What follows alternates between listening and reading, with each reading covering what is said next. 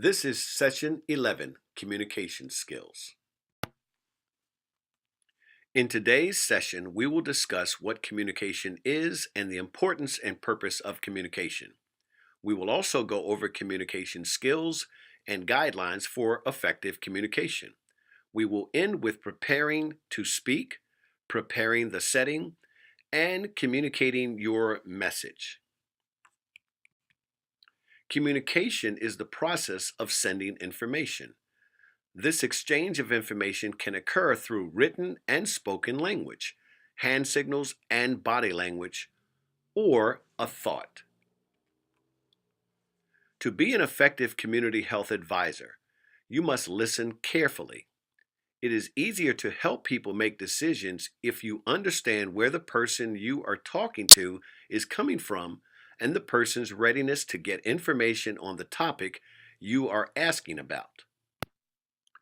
Community health advisors must learn to pay close attention to what people say, or verbal communication, as well as what people do, nonverbal communication. People communicate in many different ways. You need to be sensitive in order to understand the signals people are sending you by way of voice and behavior. Nonverbal behaviors can communicate different feelings and emotions.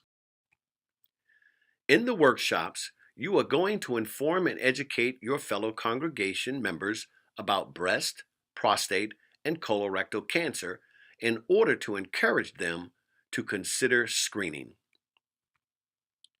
You can inform your fellow congregation members by empowering both men and women to take care of themselves, promoting attendance at all of the educational workshops, and earning trust in the project. You can also inform by showing that cancer is not a death sentence, showing it is okay to talk about cancer, and changing beliefs within the African American community.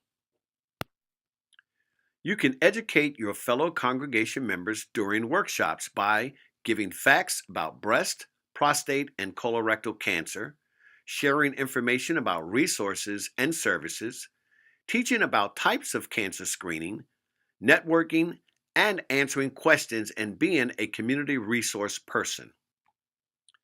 Effective communicators have the ability to listen actively, speak clearly and with confidence, and respond to the audience. There are some barriers to effective communication. They include a lack of understanding, distractions, emotions, and a lack of time. Here are some guidelines for effective communication. Effective communicators find out what his or her audience knows about the topic or behavior under discussion and also finds out how his or her audience feels about it. They ask open-ended questions such as ones that start with how or what, and listen to the audience's answers. They are also polite and friendly. Effective communicators also ask the same question in different ways. They are sensitive to nonverbal communication and are able to sense if a participant seems uneasy talking about sensitive issues. If this happens, talk about something else for a while, then gently return to the topic. Finally, effective communicators summarize the main points discussed with his or her audience. Here is how to make your message clear. For effective communication to happen, you must make sure the information is clear. Some tips include using short words and sentences, using words and language everyone can understand, using pictures and print materials, and showing examples of what you are talking about, such as a model or drawing of a specific organ. Some more tips include answering the learner's questions, repeating the main messages or instructions, stopping from time to time to ask learners if they understand, and asking learners to repeat the main messages or instructions in their own words. This also shows that they understand. It is always a good practice to prepare for your presentation. Preparing to speak requires that you know what you will say, rehearse what you want to say, and know how long you plan to speak for.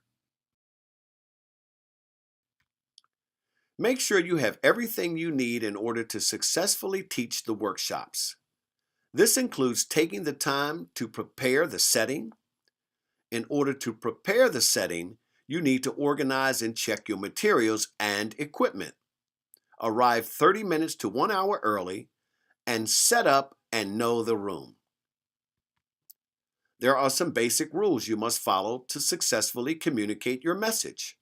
First off, plan it, say it, then do it. Know your audience and your material. Relax. Focusing on a familiar or friendly face can help you relax. Make your message simple and clear. During workshops, share your knowledge and enthusiasm as well as the facts. This is why you are going through this Community Health Advisor training. Know that your audience wants you to succeed. There is no need to apologize for being nervous. Here are some take-home points for this session. Communication can occur in different ways. To be an effective community health advisor, you must listen to your audience, or in this case, your workshop participants, carefully. Informing and educating congregation members occurs in different ways. There are essential skills communicators must have. There are several guidelines for effective communication.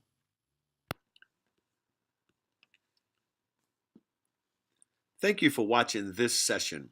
If you would like to review the content of this session, feel free to print and download the PowerPoint slides found at the bottom of the module section of this online training.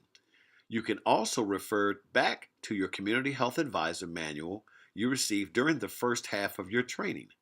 You may now move on to the next session, documentation.